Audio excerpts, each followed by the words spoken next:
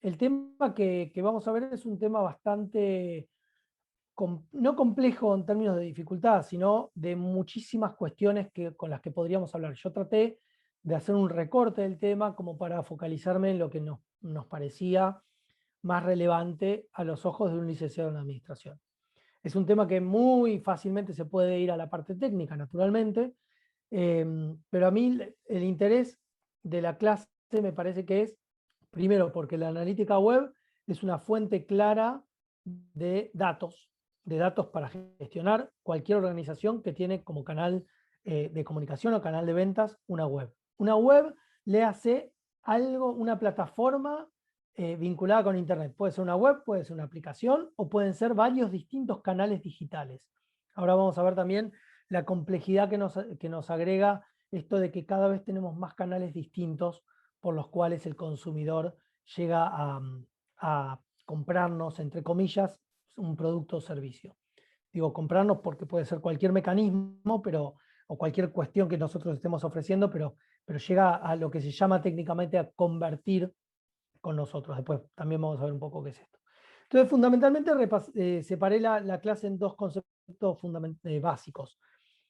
Lo que es el análisis web, analítica web o web analytics, viendo primero definiciones de qué es, algunas métricas que nos van a servir, métricas estándar que nos van a servir para medir la performance y la optimización de las webs, y después cuál es el objetivo económico detrás de todo esto, que quizás es la parte más fundamental.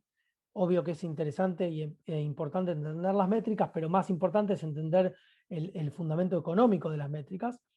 Y segundo, vamos a ver cómo funcionan los buscadores.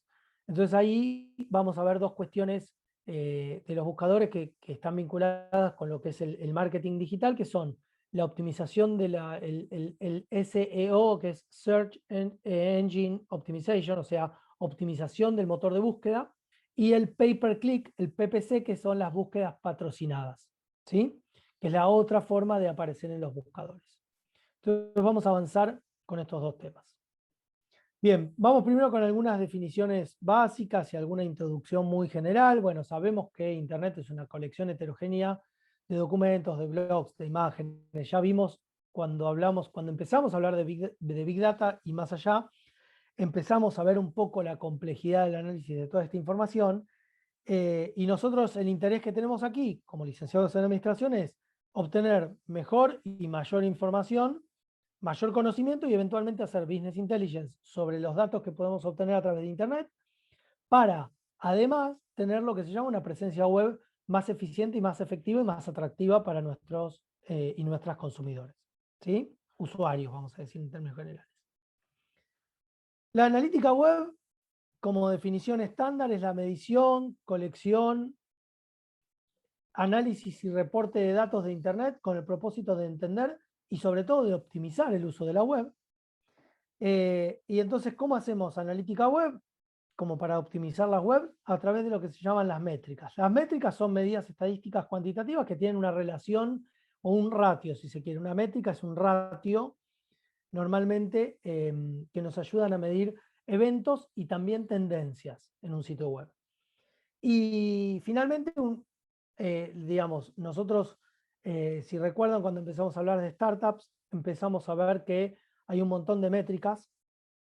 Hay lo que el autor de Lean Startup llama como métricas vanidosas, que son métricas que nos sirven para medir cosas que en definitiva no nos sirven para medir la optimización, sino que nos sirven para quedarnos contentos. Entonces, por ejemplo, la cantidad de descargas de una aplicación del Apple Store es por definición muchas veces una métrica vanidosa, sino casi siempre, porque en definitiva a mí no me dice nada cuántas millones, miles o cientos de miles de personas descargaron mi app. A mí lo que me dice son otras cuestiones que van más allá de las descargas. Entonces, en definitiva, lo que tenemos que hacer es acotar estas métricas, esta mar de métricas que tenemos, y definir lo que son los KPIs o los indicadores clave de rendimiento, ¿sí? Que son aquellas métricas que nos ayudan realmente a entender cómo determinado desempeño o determinada cuestión se están desempeñando en comparación con un objetivo que nosotros tengamos. Bien, cada web y cada empresa va a tener un set específico de KPIs. o de métricas accionables, como también lo llama el libro de Rice.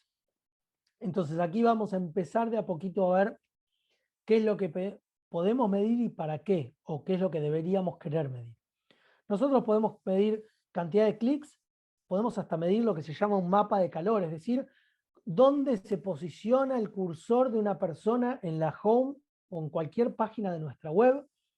Desde eso podemos medir hasta dónde hace clic, cuántas veces hace clic en tales cuestiones, cuántas páginas o cuántas visitas o vistas tengo de cada una de las páginas de un sitio web, cuántas visitas y además cuántos visitantes, es decir, cuántas visitas implica que yo como el mismo usuario veo varias veces la misma web, y visitantes, como se imaginarán, es que con distintos usuarios entren a esa misma web. Vamos a ver incluso cómo se hace esta diferencia desde un punto de vista más técnico, si se quiere.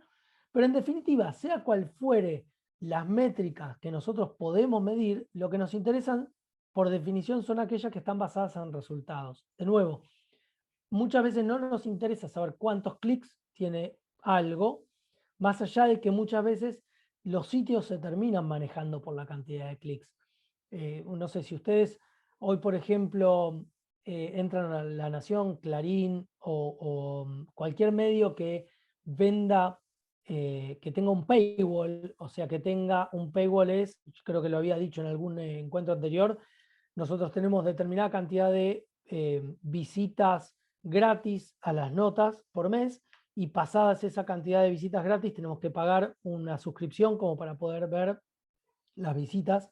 Entonces, naturalmente que lo que le interesa a La Nación o a Clarín es que hagamos clic para entrar a las notas, para así, en teoría, según el funcionamiento de esta lógica del paywall, nosotros más temprano que tarde terminemos con las visitas gratis que teníamos y empecemos a pagar una suscripción para tener acceso a la web. Ahora bien, en definitiva, con esto lo que quiero decir es, pongamos por caso La Nación, a La Nación no le importa la cantidad de clics que tiene una nota. Pone los títulos de lo último que se puso la reina de Holanda para ir a un cóctel con embajadores de Israel. Y, digamos, siempre, incluso cada vez más nos están poniendo estos títulos tratando de que nosotros hagamos clic como para averiguar, en vez de decir tal es el vestido que se puso, nos va a decir cómo se vistió.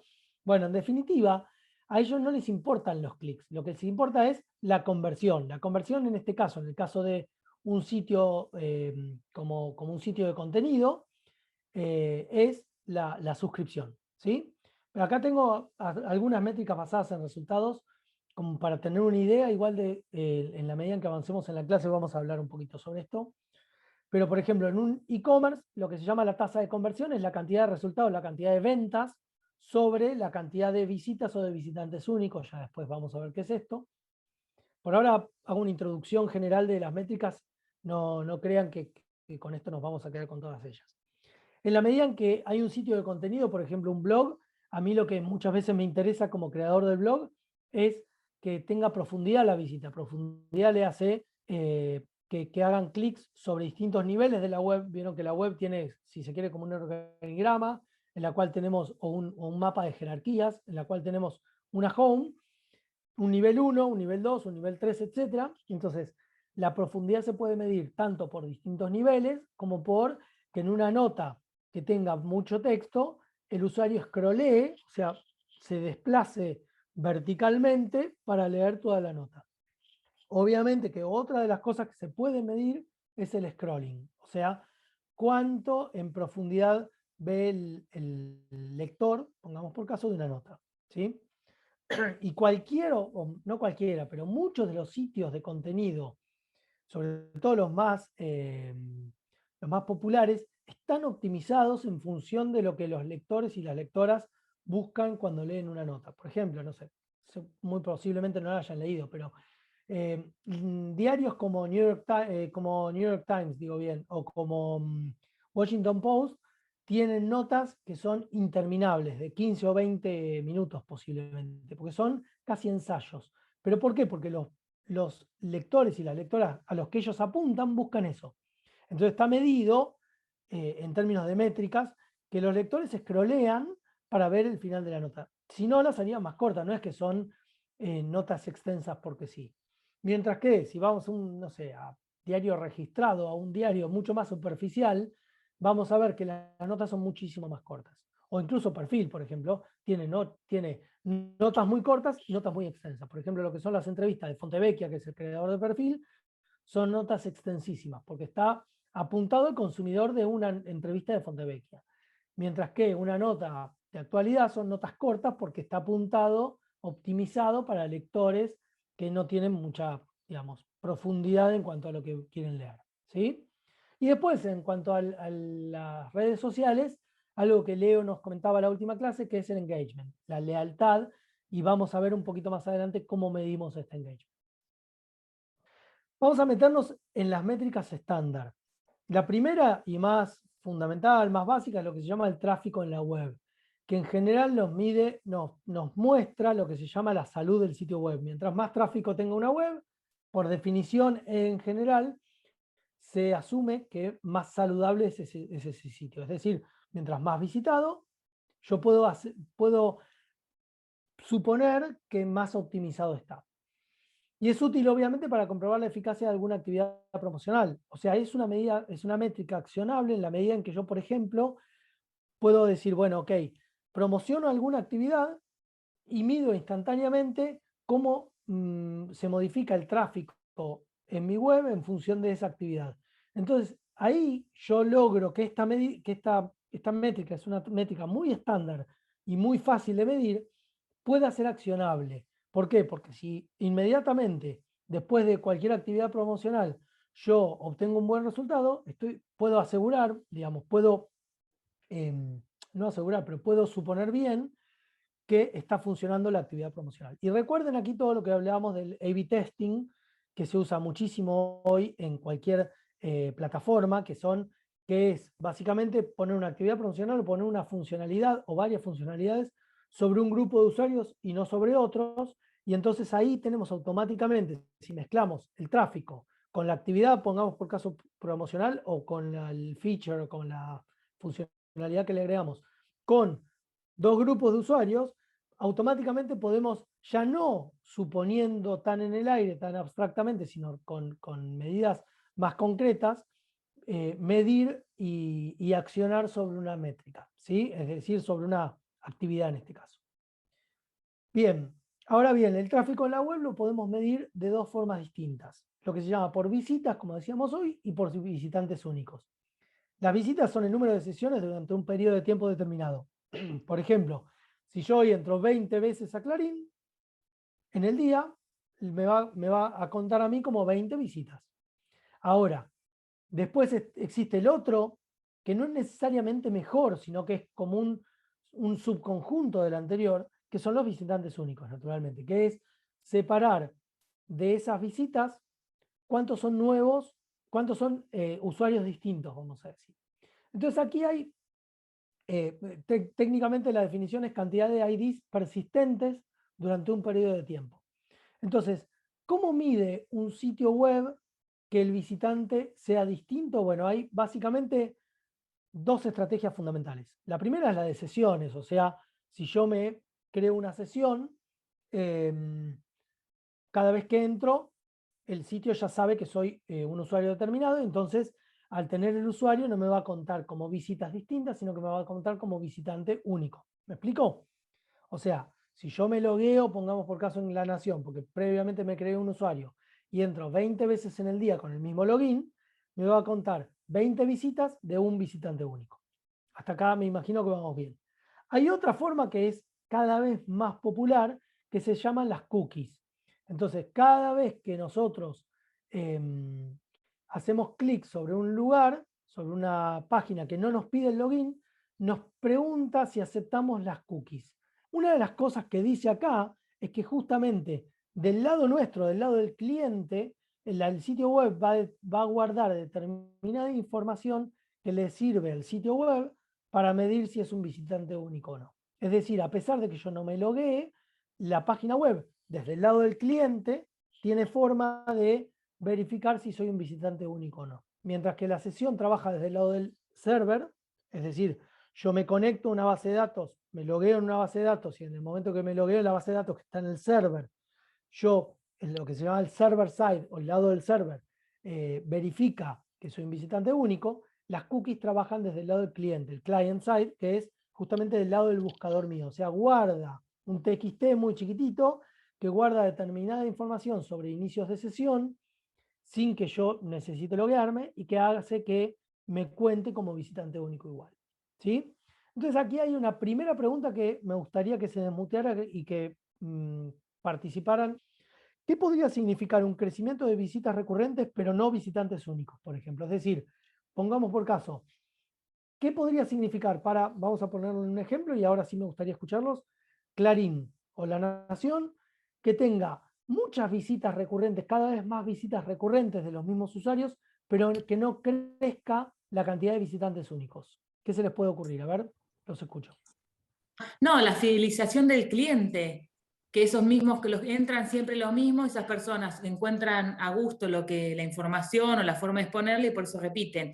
Igualmente, mientras hablabas, me resonaba una frase que dijo Leo la última clase, que él dijo que ellos competían en la educación por la atención, que es la diferencia de su tecnología con un e-learning, si no me equivoco. Sí. Me llamó la atención porque no lo había pensado, pero él nos dijo, ustedes están acá y están en 20 redes al mismo tiempo. Y yo lo asocio con esto en decir, las visitas son una métrica importante, porque por ahí visitas puede haber muchas, pero no concretas una venta, no replicás lo que leíste en Clarín. Exactamente. Lo importante es que vos lo transformes en una métrica accionable. Entonces, la visita de por sí es una métrica. Casi que cualquier métrica puede ser accionable. El tema es cómo la transformás vos en una métrica accionable. En general, las visitas y los visitantes únicos sirven como denominador de una métrica accionable. O sea, van en el divisor, no sé si me explico. Ahora, cuando veamos tasa de conversión más adelante, vamos a ver que visitas o visitantes únicos justamente es el denominador de la tasa de conversión.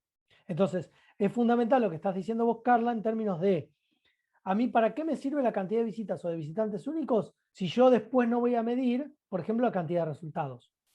Ya Claro. estamos yendo un pasito más adelante de lo que vamos a ver después, ¿sí? Yo iba a decir que algo que puede significar es que esas personas no consideran tu sitio web como digno de volver. Tenemos cada vez más de las mismas visitas, pero no tenemos más Mm. atracción del público. ¿Me explico?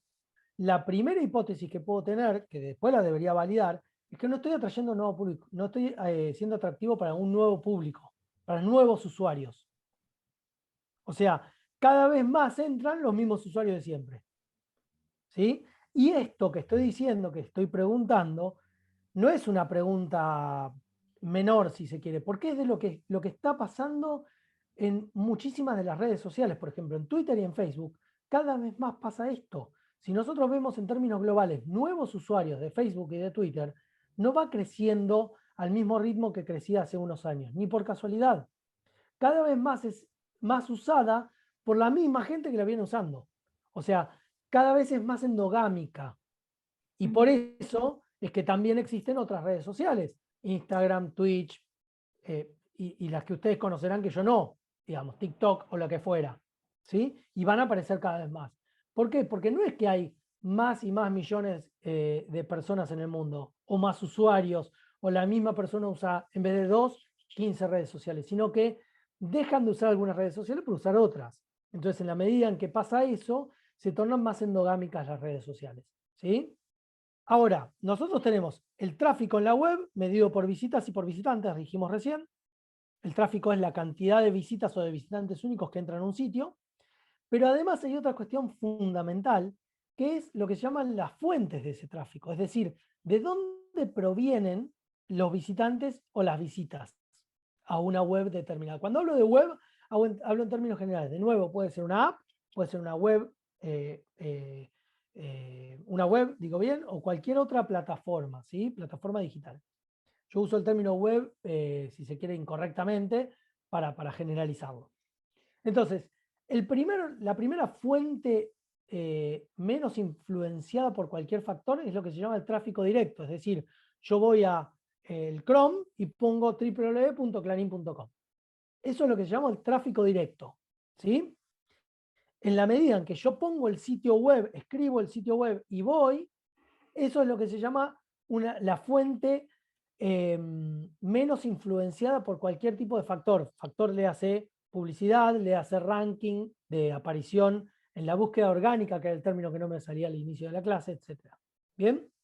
Entonces, una de las primeras medidas que yo puedo, una de las primeras fuentes que yo puedo medir es cuánto del tráfico que llega a mi sitio llega por un tráfico directo, es decir, que ponen en la barra del buscador directamente en mi web. ¿Me explico bien hasta aquí? Entonces, obviamente que en la medida en que la web, la URL, sea más fácil de recordar, más fácil va a ser que el tráfico directo exista, por lo menos. Y en la medida en que la URL sea más complejo, más difícil va a ser.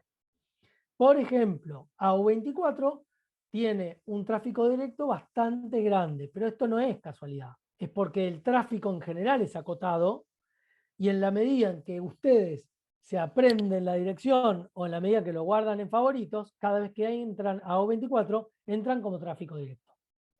Entonces, cuando yo mido el tráfico de AU24, mido que casi un 30% del tráfico es directo. Y esto normalmente es ridículamente alto en cualquier sitio, ¿sí? Cualquier sitio tiene un tráfico directo bajo en general.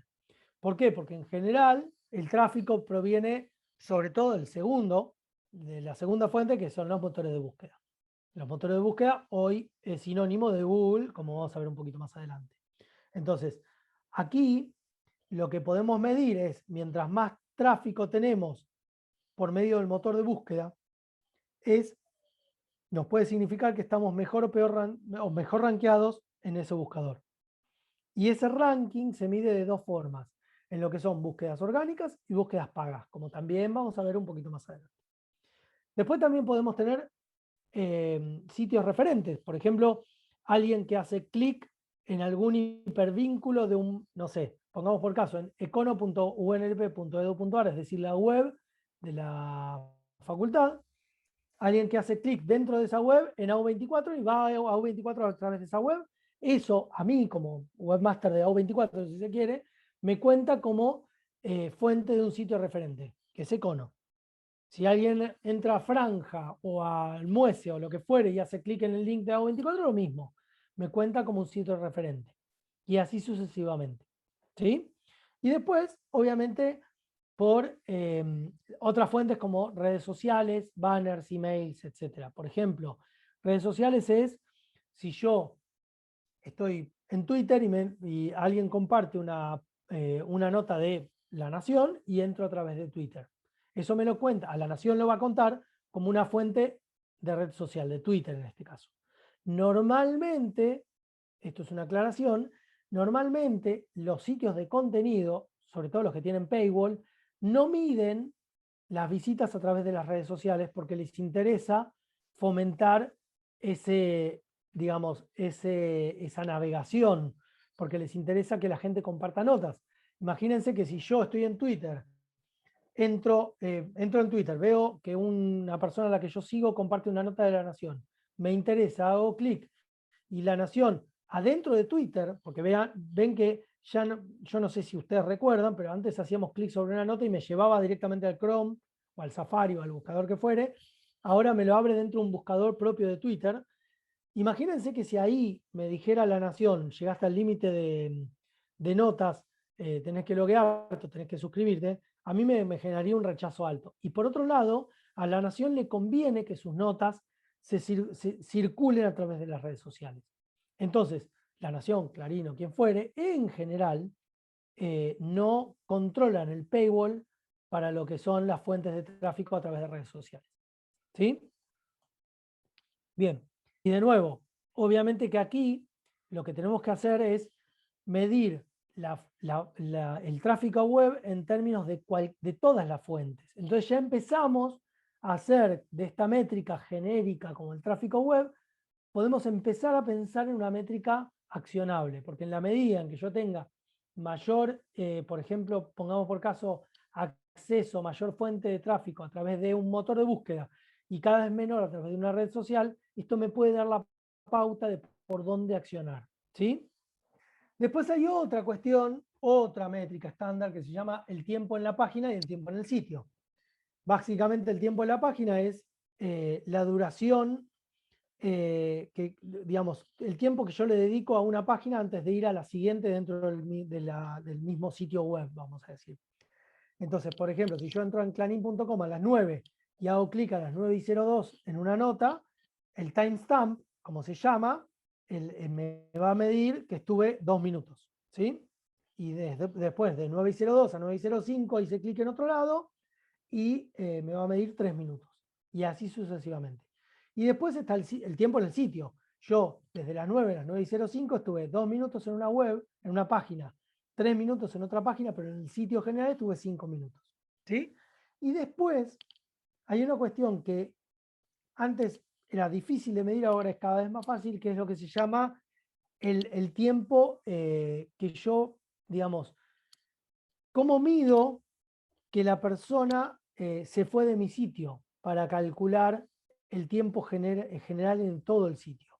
Es decir, si yo estoy, de nuevo pongo el ejemplo, yo estoy en clarín.com, hago clic en una nota, entro a clarín.com a las 9, hago clic en una nota 9:02, hago clic en otra nota que está vinculada con la primera 9:05, y a las 9 y algo yo me voy. ¿Cómo hace Clarín para medir ese y algo y calcular cuánto es el tiempo que yo estuve en todo el sitio? Que es, por definición, más de 5 minutos. ¿Sí? ¿Me siguen hasta acá? Bueno, hay varias cuestiones o varias formas. Una forma que muchas veces hoy en los sitios de contenido se está viendo es que en la medida que ustedes se van con el cursor de la web, o sea, con el cursor del mouse, se van de la web, les aparece un pop-up que les ofrece lectura, les ofrece quedarse en la web, les da una oferta o lo que fuera que hace que requiera la atención de ustedes. Y si ustedes cierran esa ventana, automáticamente le están diciendo al sitio, el lector todavía está acá. ¿Sí? Esa es una forma. Otra forma es lo que se llama on before unload, que es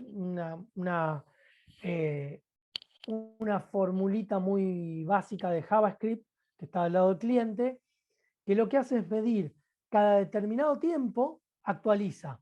Y en esa actualización, ustedes lo han visto, seguramente lo han notado, si por ejemplo entran a un sitio, no sé, una nota de Clarín, están muchos minutos por ahí son pocos minutos en la nota y se actualiza automáticamente la web. Seguramente lo hayan visto.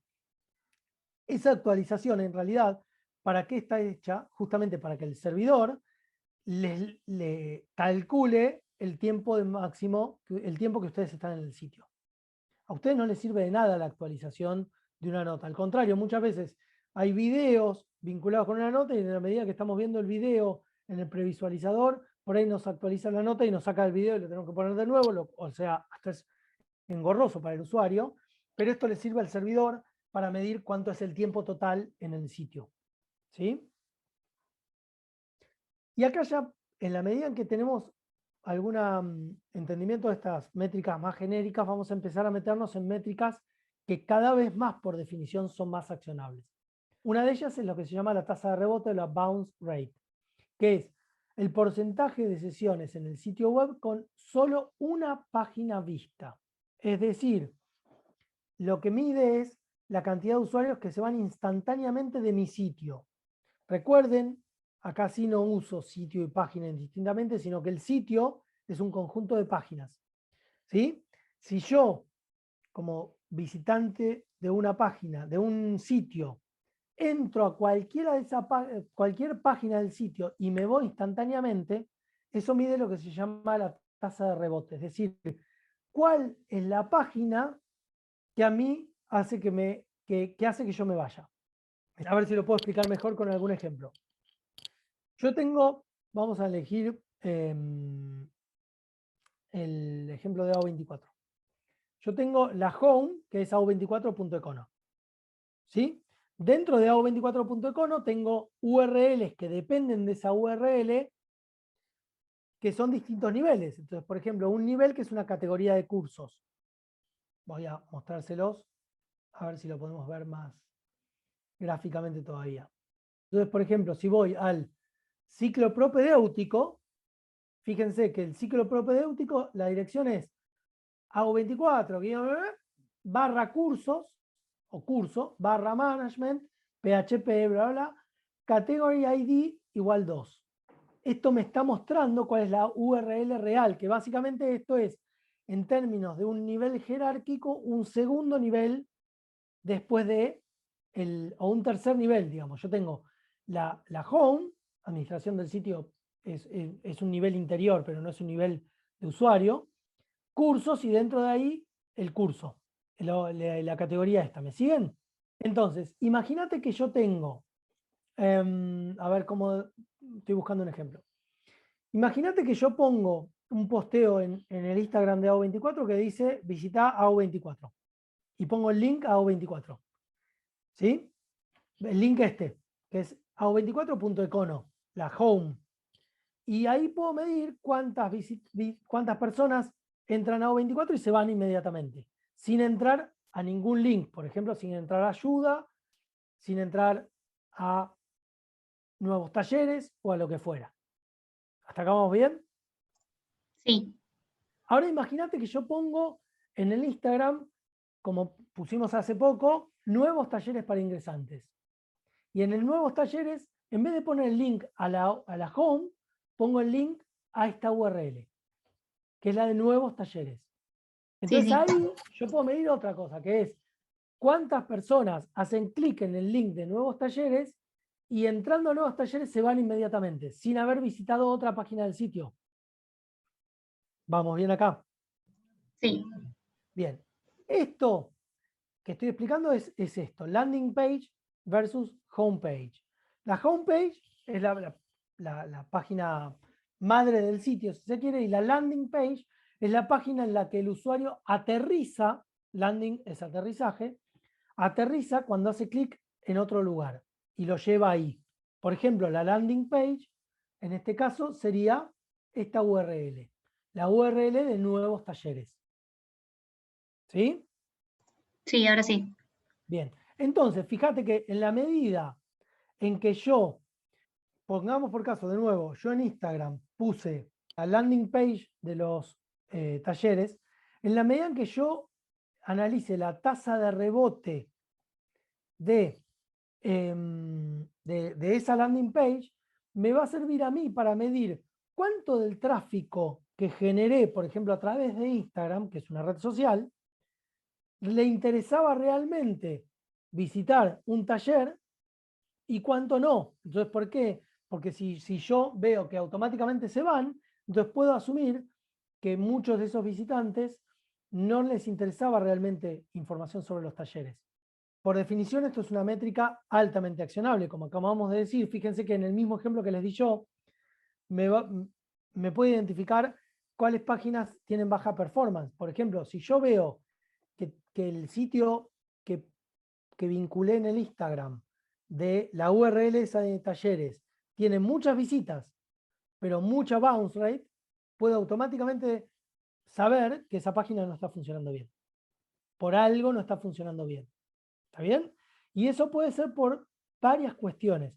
La primera es porque el sitio referente, o sea, el sitio que me está brindando el tráfico, no es un tráfico de calidad. Por ejemplo, yo ahí les acabo de decir que el ejemplo es la propia cuenta de AO24 de Instagram. Pero imagínense que el Muese o Franja Morada o cualquier estudiante de la facultad ponga el link a esa página y me genere mucho tráfico, pero mucha bounce rate. Yo puedo, pues, probablemente con un buen nivel de certeza, asegurar que ese referente en particular no me está trayendo tráfico de calidad. ¿Por qué hago la diferencia entre la AO24, entre la cuenta de Instagram de la AO24 y la cuenta de Instagram de cualquier otro usuario? Porque se supone que si el de ti se trabaja como departamento a cargo de la AO24 en consonancia, digamos, entre la AO24.econo y la cuenta de Instagram, se supone que va a haber medido o que puede medir bien que el tráfico sea el adecuado. ¿Sí? O sea, que la persona que hizo clic en lo del taller, en este sitio, después baje, vea el video y después haga clic en taller de inglés y después eventualmente se matricule en el taller de inglés. ¿Bien? Entonces acá yo tengo una primera medida de la calidad del tráfico que me trae ese referente. ¿Sí? Y lo mismo puedo, si ese tráfico viene a través de un motor de búsqueda, de Google por ejemplo, yo puedo medir si la palabra que me trajo a ese tráfico es una palabra que me está optimizando el sitio o no. Por ejemplo, si yo tengo muchos usuarios, muchas personas que buscan la palabra taller en Google y me trae mucho tráfico, pero tengo un bounce rate altísimo de esa página, evidentemente no me está funcionando porque estoy atrayendo un tráfico que no me interesa. Tasa de rebote es la primera página que visitan del sitio y se van. ¿Sí? Mientras que la tasa de salida es el visitante del sitio desde qué página se va. Entonces, ¿cuál es la página de mi sitio que más salida genera, que más exit genera, que más fuga, como se llama, ¿sí? Generan los usuarios? ¿Está bien? Entonces esto también es una métrica accionable porque me permite ver si un usuario va por distintas páginas de mi sitio y cuál es el comportamiento, digamos, cuál es la repetición de los exits de una página determinada. Otra métrica es top pages, que es las páginas top, cuáles son las páginas que mejor performance nos están trayendo. Bueno, voy a tratar de avanzar un poquito rápido porque si no, no vamos a llegar a lo que empieza ahora, que son quizás los indicadores más fundamentales.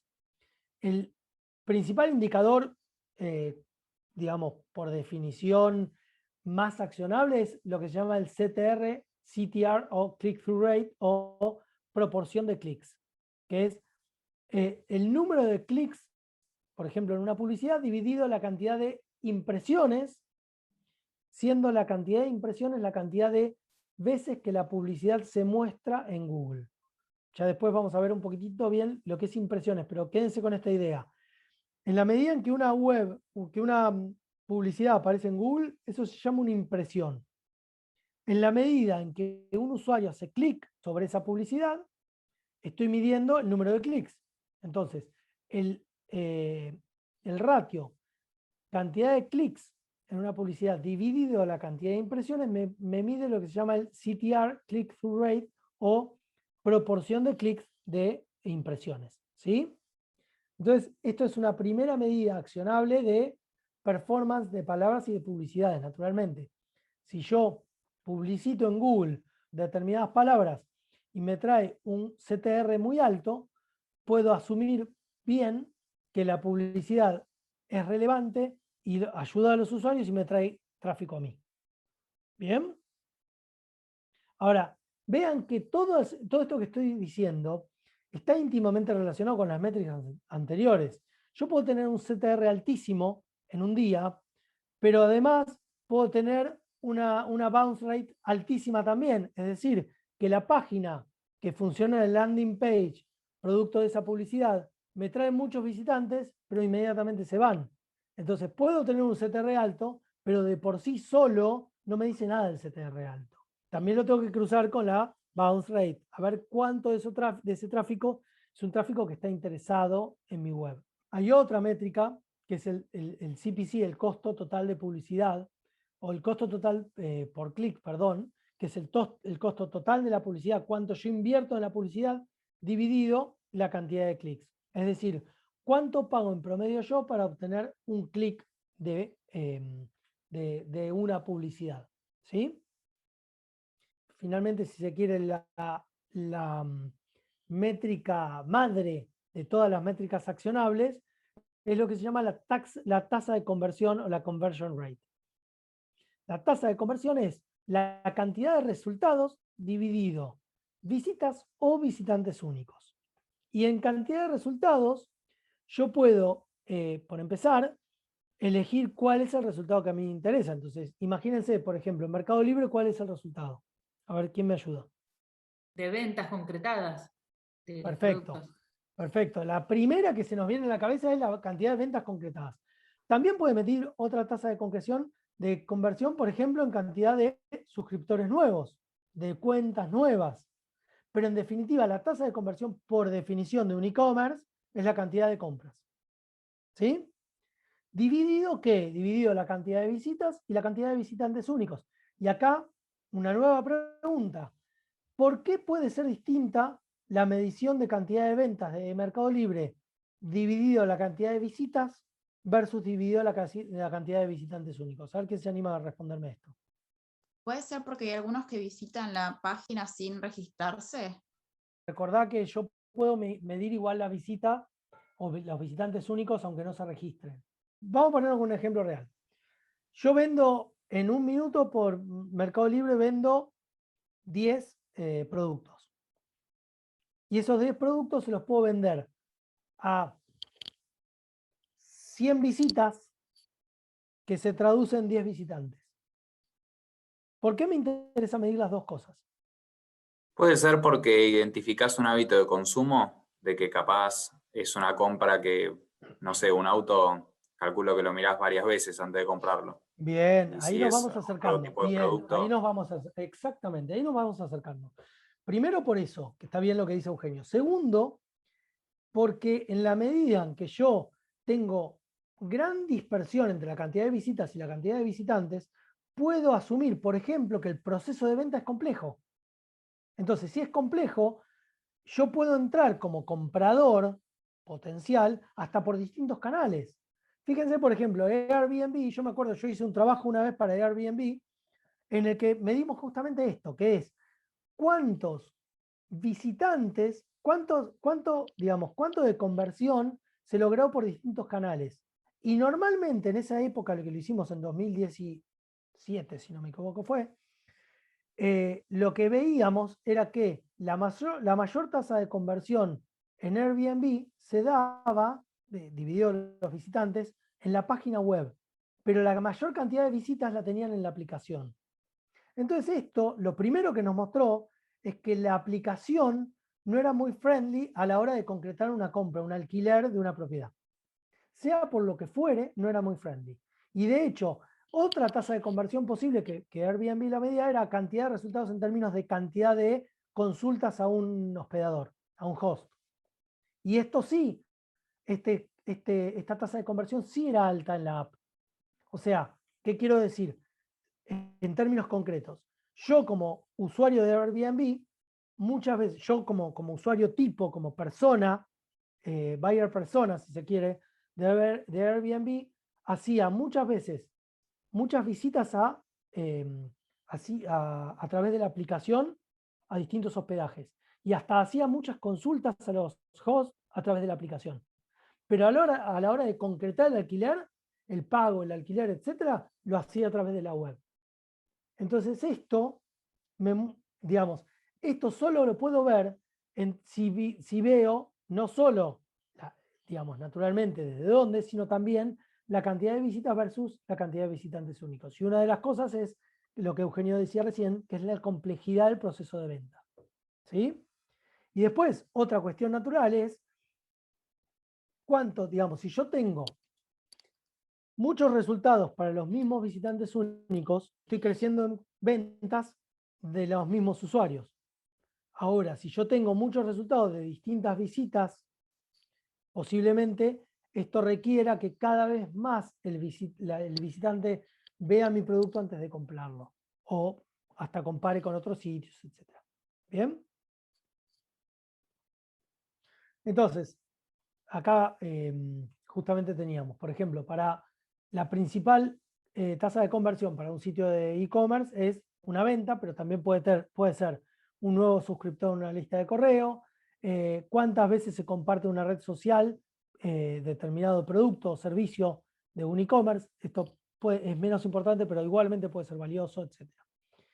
¿Y qué indica una baja tasa de conversión? Que estoy atrayendo al tráfico inadecuado, es decir, baja tasa puede ser que tengan pocos resultados debido a muchas visitas o visitantes únicos. Entonces puede ser que esté atrayendo un tráfico inadecuado o que esté haciendo lo que se llama una llamada a la acción, call to action débil, es decir, que traiga muchos leads, pero que esos leads se traduzcan en pocas ventas. ¿Sí? Puede ser incluso porque mi proceso de venta, digo bien, es cada vez más complejo. ¿sí? Entonces, esta es una medida, una métrica que continuamente tenemos que estar optimizando. Y acá voy a dejar, no lo voy a revisar, porque algo Leo vio en la última clase, métricas para startup. Y les puse a propósito la definición como para que ustedes se puedan guiar, para no dejar solo como métricas de web, pero la verdad es que no llegaríamos si nos ponemos a discutir todas las métricas o las fundamentales. Yo acá elegí lo que me parecían, nos parecía, porque lo vimos con el equipo, las métricas fundamentales de cualquier startup digital, ¿sí?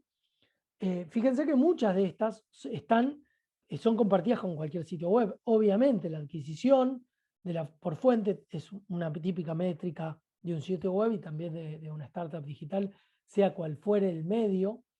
La retención, el engagement, que es la propensión del cliente a volver a comprar o a volver a usar nuestro sitio, nuestra app o lo que fuere. La churn rate, que es la tasa de pérdida de clientes, bueno, etc. Se las voy a dejar acá en la presentación.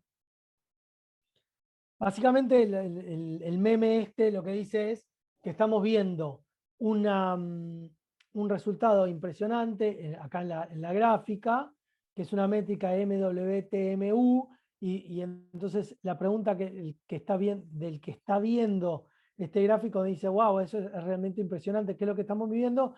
Una métrica que acabo de crear, metric that we totally made up. Una métrica que no responde a nada, pero que es linda. Esto es la definición de una métrica vanidosa. Entonces, en conclusión de esta parte, me interesa que se lleven esto, que es, sea cual fuere la cantidad de métricas que nosotros podemos medir, lo importante es medir métricas accionables. Entonces, métricas, digamos, la primera que tenemos que hacer es separar entre métricas vanidosas y métricas accionables, y después definir nuestros propios y pocos KPIs, que son las métricas clave sobre las cuales nosotros podemos accionar. ¿Sí? Bien, y esto es algo que de nuevo les va a resultar muy familiar porque desde que vemos metodologías ágiles que trabajamos con esta concepción, que es que el sitio web siempre es una hipótesis, y una hipótesis a validar, y siempre es un borrador a terminar, pero digamos, siempre es un MVP, si se quiere, el sitio web. El sitio web, en el mejor de los casos, es una muy buena hipótesis sobre la cual después tenemos que trabajar en su optimización. Por eso, si nosotros contratamos a alguien que nos haga un sitio web, y esto vale para cualquier proyecto de ustedes, el presupuesto sí o sí debe incluir mejoras de las optimizaciones. El sitio web nunca es un desarrollo único, ¿sí? Salvo que ustedes me digan, nos lo desarrollamos externamente, pero nosotros después vamos a hacer la optimización, en cuyo caso eso también es posible. ¿Bien? Y obviamente el sitio web es un medio y no es un fin. No es un proyecto un sitio web, sino que es un medio para obtener mayor llegada, que se pueda medir en mayor resultados, y esos resultados a su vez pueden ser mayor cantidad de ventas, mayor cantidad de suscriptores o lo que fuera. Ahora, de nuevo, como conclusión final de esta parte, vimos las principales métricas web, pero lo importante es cómo interpretamos esas métricas y cuál es el sentido económico de las mismas. No caer en la tentación técnica de analizar todas las métricas porque existen y hasta analizar un heat map, un mapa de calor, sino analizar realmente cuáles son las métricas que nos interesan. ¿Sí?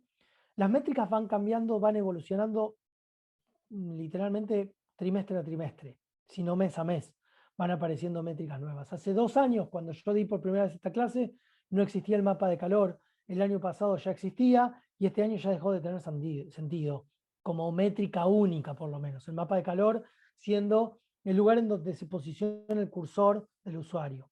¿Por qué? Porque podemos medir cuánto tiempo los usuarios en general están en determinada parte, y se ha demostrado que en general esto muestra muy poco de valor. Entonces, de nuevo, van apareciendo continuamente métricas nuevas. Lo importante es elegir aquellas que tengan sentido económico para nosotros. Básicamente la intención acá es pararnos en los buscadores. Y cuando hablamos de buscadores tenemos fundamentalmente 2 cuestiones que hacen que los buscadores sean cada vez más relevantes y una influencia mayor en los usuarios. Lo que son búsquedas orgánicas y búsquedas pagas. SEO y lo que decía acá atrás, perdón que vuelva un segundo, SEO y pay-per-click. SEO es la optimización de la búsqueda orgánica y el pay-per-click es el pago por cada uno de los clics, que puede ser keywords, AdWords o cualquiera de los sinónimos que existen. Y fíjense que entre el SEO y las publicidades se llevan, si no me equivoco, el 68% actualmente de las visitas a todas las páginas globales de Internet. El 68%, o sea, casi el 70% del tráfico proviene de los buscadores. Y no solo eso, sino que de esos buscadores, hoy en día el 86,6%, casi el 90% del market share es de Google. Hoy en día Bing, Yahoo, Baidu, que es el indio, tienen, realmente es ridículamente bajo el market share que tienen comparado con Google. Con lo cual, no solo nos importa hablar de buscadores, sino hablar de el buscador en particular, que es Google. ¿Sí? Como paréntesis, si se quiere, la industria de los buscadores es una industria muy particular. Hace algunos años existía lo que se llamaba el Altavista. Quienes fuimos usuarios de Altavista veíamos el logo y era algo familiar, completamente familiar para nosotros. Y hoy les aseguro que si, no me animo a decir a todos, pero a la mayoría de ustedes les muestro el logo de Altavista, no van a saber de qué estamos hablando. El logo de Yahoo todavía sí, y el logo de Google por supuesto que sí. En la medida en que pasan los años, digamos, siempre los buscadores estuvieron muy poco atomizados. Siempre hubo un gran winner take all, es decir, el ganador que se lleva todo o casi todo el market share. ¿Por qué? Porque optimiza mejor. En su momento Diego decía que Google ganó una grandísima porción del mercado cuando empezó a automatizar sus motores de búsqueda. Entonces, básicamente acá lo importante es, lo que me interesa que veamos es, ¿por qué buscamos? ¿Por qué nosotros buscamos algo? Primero me gustaría escucharlos a ustedes. ¿Por qué buscan algo en la web? A ver quién se anima a desmutearse y a comentarme. Yo creo que buscamos dependiendo de la necesidad que nos lleva a buscarnos. Es decir, podemos buscar ya sea para comprar algo, ya sea para buscar información de algún tema en particular, para, no sé, por ejemplo, si te querés ir de viaje, es como que buscas generalmente en Google, o es lo que más predomina, y vas buscando distintas opciones, pero siempre va a depender la búsqueda de lo que responde a qué buscamos realmente. Bien, ¿alguien más que quiera comentar? Yo creo Gracias, que Micael.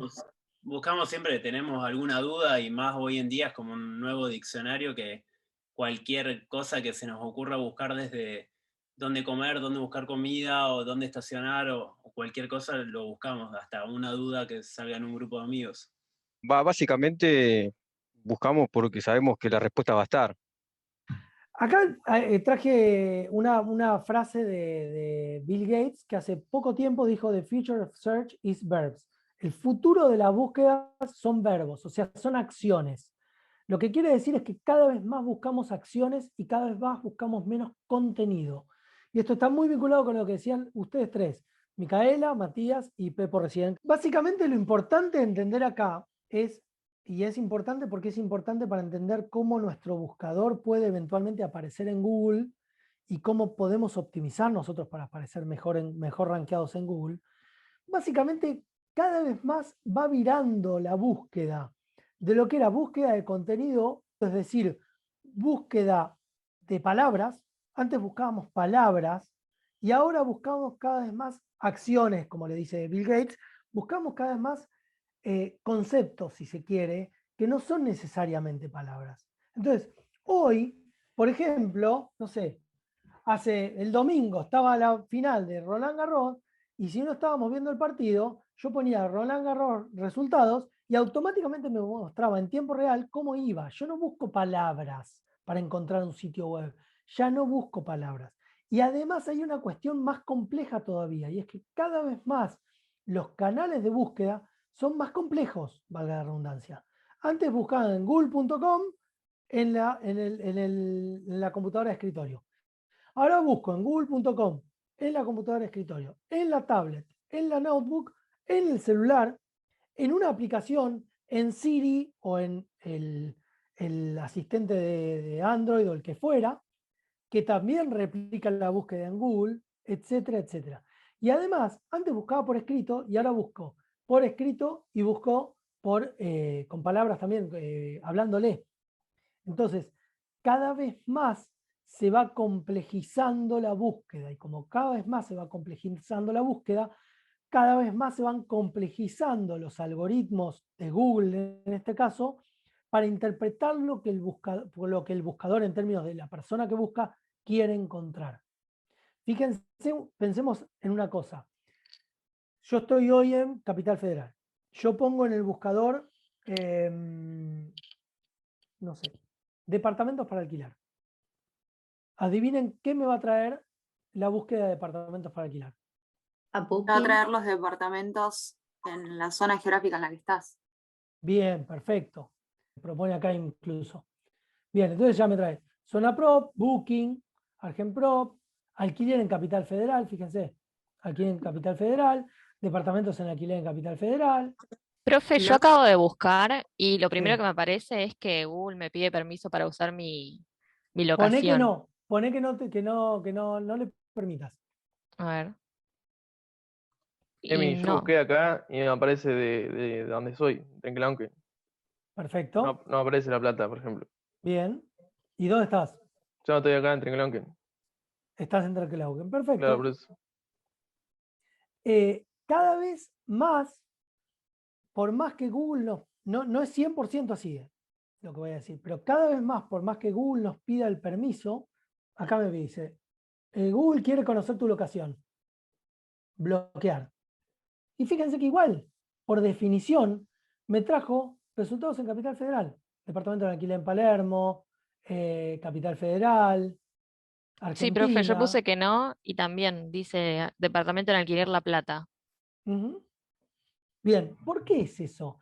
Porque cada vez más los algoritmos están optimizados para dar lo que se llaman búsquedas relevantes. Entonces, el buscador asume por nosotros que a nosotros nos interesa buscar un departamento del lugar en donde estamos, excepto que le pongamos departamento de alquiler en Hawái, en cuyo caso no me va a mostrar departamentos de alquiler en Capital Federal, sino en Hawái.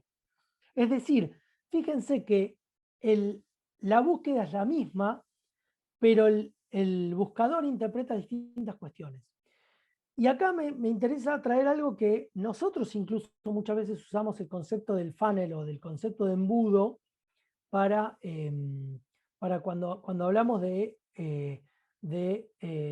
generar intención, consideración, preferencia, compra o venta, loyalty, que es el engagement, ¿sí? Y después advocacy, que es que no solamente ese usuario tenga un engagement con nosotros, sino que nos recomiende y haga una comunidad de usuarios del mismo sitio.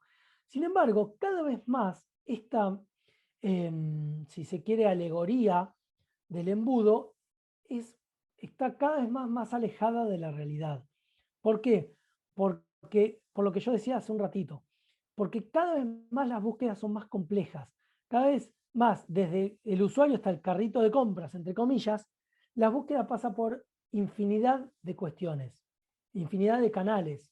Entonces hay un concepto que hoy existe muy popularmente que se llama el omnichannel, que es el único canal a través de distintos canales, vamos a decir. O sea, facilitarle al usuario o a la usuaria la visita desde distintos canales a mi plataforma. Por ejemplo, si yo soy Airbnb, que tenga una experiencia similar, sea que entre desde la app, desde la web en escritorio, desde una pantalla 13 pulgadas, desde una pantalla 9,7 que es una tab, un iPad, pongamos por caso, desde una pantalla de, no sé, 7, algo, que es un celular más grande, etcétera, etcétera.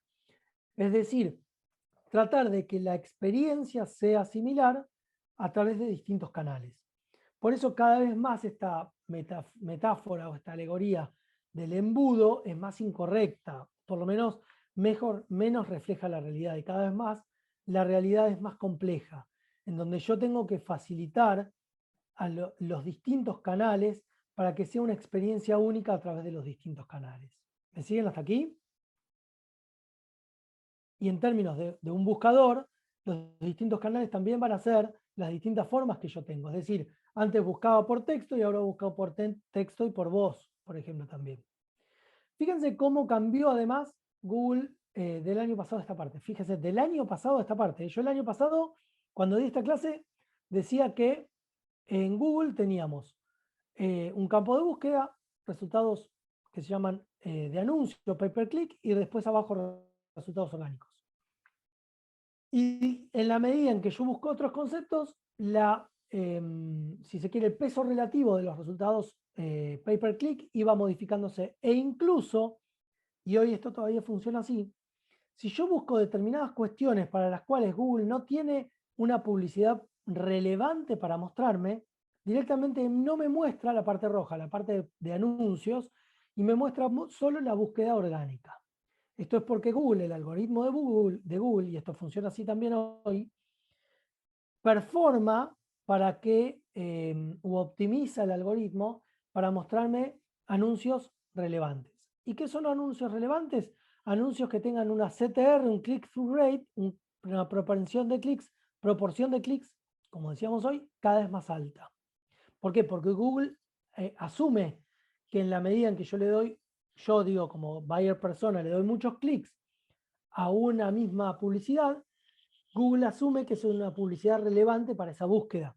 Y en la medida en que le doy menos clics para la misma búsqueda, asume que es menos relevante. Mientras menos relevante sea, menos la va a mostrar. ¿Por qué? Porque Google le interesa justamente buscar búsquedas relevantes, porque es la forma que tiene de ganar dinero. ¿Sí? Entonces acá, básicamente, si volvemos, vemos que tenemos dos cuestiones básicas. Pay per click y el SEO, que es la optimización de buscadores. La optimización de buscadores mejora el ranking de los resultados orgánicos, mientras que el pay per click está vinculado con el costo generado por la publicidad. Yo cada vez más pago por esa keyword, pero no por publicitar una keyword, sino una palabra clave, sino en la medida en que esas palabras claves me generan clics. Ya vamos a ver si llegamos. Y básicamente para responder a dos preguntas fundamentales. Primero, dado los millones de sitios web que existen, ¿cómo puede el buscador encontrar las páginas más relevantes para el usuario? Esto es relevante para las búsquedas orgánicas. ¿Y cómo podemos nosotros como webmaster elegir las palabras clave que representan mejor a nuestro sitio web y así atraer más usuarios? Esto es básicamente relevante para el SEM, que es el marketing de buscadores, el pay per click. Vamos primero con optimización de buscadores. Les voy a dejar acá para que lean cómo funcionan los buscadores, pero básicamente me interesa que se queden con la idea de que los buscadores tienen, Google tiene lo que se llama un spider, que es un bot que frecuentemente está analizando todos los millones y millones de sitios web que existen, que están dibujados acá en una nube. Sobre esos hace un index y sobre esos index hace una base de datos de búsqueda. Y cuando nosotros disparamos un motor, una búsqueda, esa búsqueda va hacia pega contra la base de datos de búsqueda, no pega contra la inmensidad de sitios que existen realmente en el mercado, sino sobre la base de búsqueda. ¿Sí? Y esa base de búsqueda está hecha en función de una indexación de las páginas. Y esta indexación se hace a través de lo que se llama el crawling, que el crawling básicamente busca por cada sitio solo las primeras partes de cada página, solo los primeros niveles, home y primero o segundo nivel máximo, y varía la frecuencia en función de cómo esté nuestro sitio. Si es un sitio de noticias, el crawling la hace cada pocos minutos, por eso si buscamos una noticia en Google, nos va a mostrar resultados de sitios web de noticias recientes, mientras que si es un sitio web de venta o de blogs, si es un blog, nos va a mostrar cada hora, días, semanas, etcétera, porque no va actualizando tan rápido. Pero además de medir en función de dónde están las palabras, cuán abajo en la página están, si están resaltadas o no, si las palabras de hipervínculo, si los hipervínculos están bien relacionados o no, etc. Hay algunos otros ingredientes secretos que no conocemos ni nunca vamos a conocer del ranking. Y además hay lo que se llama el PageRank. El PageRank es si se quiere, el algoritmo de búsqueda que creó Google hace, si no me equivoco, fue en 2012 o 2013, y que es el algoritmo de búsqueda de madre o padre de todos los algoritmos que se fueron creando después, que básicamente lo que hace el PageRank es rankear nuestra página en función de votos. Básicamente lo que dice es que no le importa a Google solamente el contenido, sino también cuántas referencias, cuál es la importancia que mi sitio web tiene. Y fíjense que acá se los grafico con el sitio web A y B. Siendo el A y el B igual. Igual en términos de qué? De que el A tiene 2 votos porque tiene 2 referentes y el B tiene 2 votos porque tiene 2 referentes. Ahora díganme, si yo tengo esto a los ojos de Google, ¿cuál les parece que va a rankear primero? ¿El A o el B? El B. ¿Por qué? No sabría bien cómo explicarlo porque tiene más votos las páginas relacionadas me sale, pero no sé bien. Exactamente, porque las páginas referentes son votos más importantes a la B que a la A. Es decir, este voto, el voto de una página referente que tiene una sola referencia, vale menos a los ojos del algoritmo que el voto de esta página que tiene N referencias. Es un voto, pero de distinto valor. ¿Sí? Entonces, esto lo que nos dice es que cada vez más las páginas importantes son las que a mí me dan más votos, no más votos en cantidad, sino en calidad. Y el PageRank le asigna distinto puntaje a un voto en función de la cantidad de referencias que ese voto tenga. ¿Me siguen hasta acá?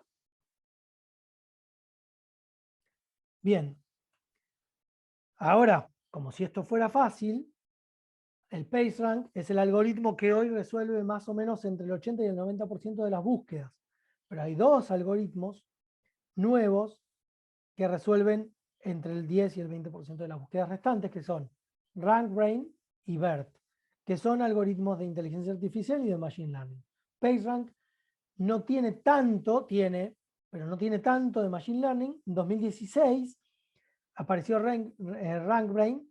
Creo que justamente Diego decía en la clase de inteligencia artificial y Machine Learning que hasta el 2016 Google no usaba Machine Learning en sus propios algoritmos, hasta que introdujo este algoritmo RankBrain, y ahora hace, si no me equivoco, dos años, el BERT, que resuelven un porcentaje de las ventas.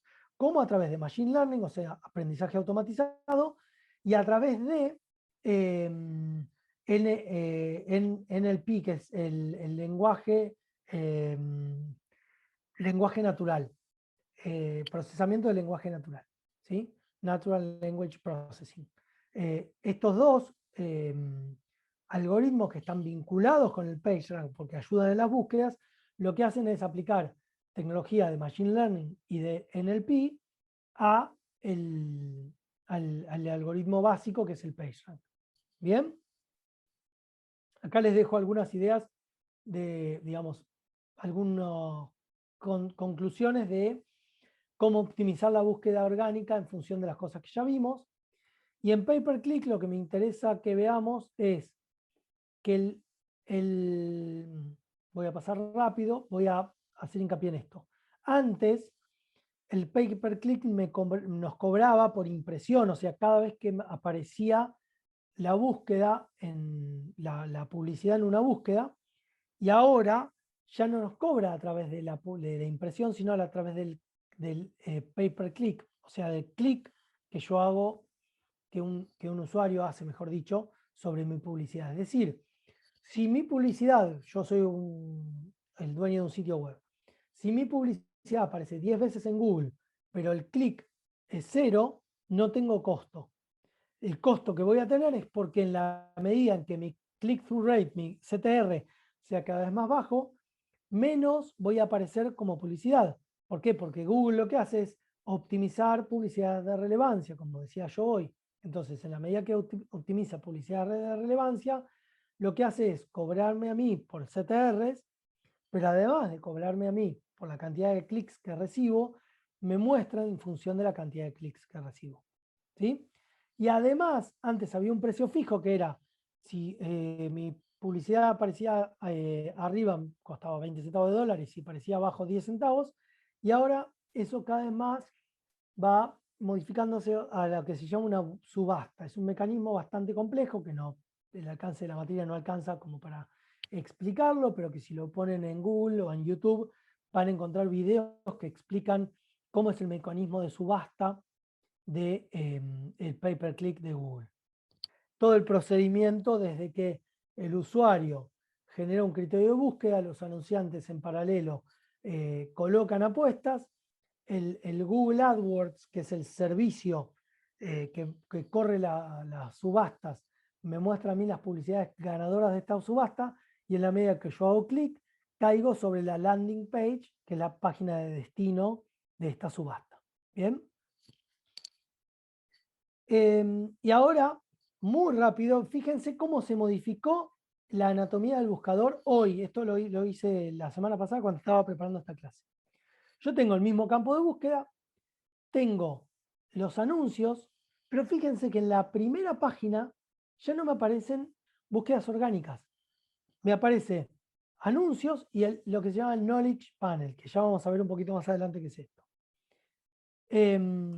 Y abajo en la segunda página recién me aparece lo que se llama el People Also Ask, o la gente también se preguntó, que si ustedes hacen clic sobre esta pregunta, es un desplegable de preguntas vinculadas con la pregunta que yo le hice a Google, y recién ahí abajo me aparecen resultados orgánicos. Esto genera una nueva realidad. Antes Google era un motor de búsqueda. Ahora cada vez más Google es un agregador de contenidos. ¿Qué significa un agregador de contenidos? Cada vez más me muestra el mismo Google los contenidos y menos me da opción a que yo visite a las páginas. Y esto genera lo que se llama el zero click searches o la búsqueda del zero click, que es un gran problema para los que generan contenido, que es básicamente que en buscadores en escritorio y en notebooks y en iPads, en tabletas, más del 50% de las búsquedas no generan clic. Y en celulares esto se traduce en un 62%. Es decir, 62 de cada 100 veces que nosotros buscamos en Google a través de un celular, no hacemos clic en una página, sino que nos quedamos con el resultado que el mismo Google nos da. Y esto no es porque Google nos traiga resultados que no nos interesan, sino todo lo contrario, porque Google ya cada vez más agrega contenido, lo cual es un desafío cada vez mayor para los que trabajan en la optimización de sitios web. ¿Sí? Acá está mostrado desde 2016 a 2019, es esto, cómo fue creciendo el zero click de búsqueda, que es la parte negra, desde un 43 a un 49,75, y está en un poquito más arriba del 50% para escritorio, 62% para celulares. ¿Y cómo hace para aumentar Google el zero click? Bueno, a través de el Knowledge Panel, el panel de conocimiento, que es el panel que nos muestra muchas veces a la derecha de la búsqueda con información básica, que es información que nos responde una pregunta, y como nos responde una pregunta, ya la damos como cierta. Entonces, por ejemplo, si ponemos cuál es la capital de Italia, me dice automáticamente que es Roma, cuántos habitantes tiene, cuántos kilómetros cuadrados de superficie, etcétera, etcétera, y listo. Ya nos da la información básica. Esa información básica no la tiene Google, la saca de este sitio web, fíjese, de earth.esa.int. Pero yo, en general, en el 50% de las veces en escritorio, en el 62% de las veces en el celular, no hago clic sobre este link que dice Roma, Italia, etcétera, sino que me quedo con lo que me propone Google. De nuevo, hay otra cuestión, otra estrategia que se llama la respuesta directa, que es, yo pongo cuántos años tiene tal o cual cantante o actriz o lo que fuera, y automáticamente me responde Google. Hagan si quieren mientras hablamos la búsqueda de cuántos años tiene quien se les ocurra, y van a ver que les da una respuesta automática. ¿Por qué? Porque automáticamente ustedes están buscando eso y Google les responde. ¿Sí? Y después el People Also Ask, que es otra parte del Direct Answer, que es vinculado con las búsquedas, me dice, bueno, además de qué edad tiene Roger Waters, a mí me está sugiriendo que la gente me preguntó qué estudió, cuántos hijos tiene, por qué se fue de Pink Floyd, dónde vive actualmente, etc. Me dice 77 años, y abajo me dice, ¿qué es Roger Waters? Entonces me dice la biografía mínima, cuándo abandonó Pink Floyd, me dice el año y hasta seguramente el motivo, etcétera, etcétera. Recién si yo clic acá, eso se cuenta como un clic. Si no, esto se cuenta como una búsqueda de 0 clic.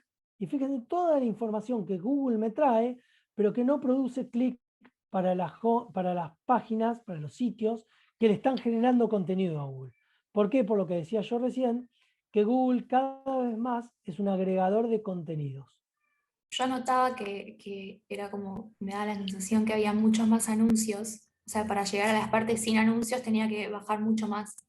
No solo eso, sino que antes el anuncio estaba tagueado con una palabra más llamativa, Sí. y hoy dice ad o anuncio muy chiquitito. ¿Por qué? Porque para Google quiere transmitir que para mí como usuario sea lo mismo un anuncio que una búsqueda orgánica. ¿Sí? Lo que pasa es que naturalmente no es lo mismo para Google. Google gana dinero a través de los anuncios. Es su principal motor de ganancias. Hoy en día es el pay-per-click, el SEM, las estrategias de marketing online. Y acá les traigo algunas cuestiones genéricas de la optimización de buscadores. Es algo que se puede hacer, pero se puede hacer, muchas veces los resultados se ven en meses, no en días. Generalmente es gratis en términos de que lo podemos hacer nosotros, podemos disparar búsquedas y ver si mejoramos o no, y en función de eso ir optimizando, generar estrategias y a través de métricas accionables validar estas estrategias, etc. Y si optimizamos nuestro sitio web y lo hacemos nosotros mismos, vamos a tener más tráfico sin costos, pero obviamente que esto tiene muchísima competencia. Y además hay una cuestión que es que como el algoritmo de búsqueda cambia continuamente, nosotros continuamente tenemos que estar aprendiendo, como si fuéramos un algoritmo de Machine Learning, cuál es el algoritmo que Google aplica en las búsquedas, y continuamente tenemos que estar modificando nosotros los sitios. Pero a su vez, las búsquedas orgánicas es algo más natural para los usuarios. Mientras que el pay-per-click es rápido, porque yo hoy anuncio y mañana ya puedo tener tráfico, lo que pasa es que naturalmente que ese tráfico tiene un costo directo. ¿Sí? A más tráfico, más costo. Es más fácil competir, pero en la medida en que yo ponga más dinero para una misma set de palabras, voy a poder competir mejor. Y es más invasivo para los usuarios. Por eso, lo que decía recién al comentario de Sofía, por eso Google también está haciendo un esfuerzo para que sea cada vez menos invasivo. ¿Sí? Y obviamente que, como es corto plazo, el margen puede ser más alto, pero en menor plazo. Como idea general, final,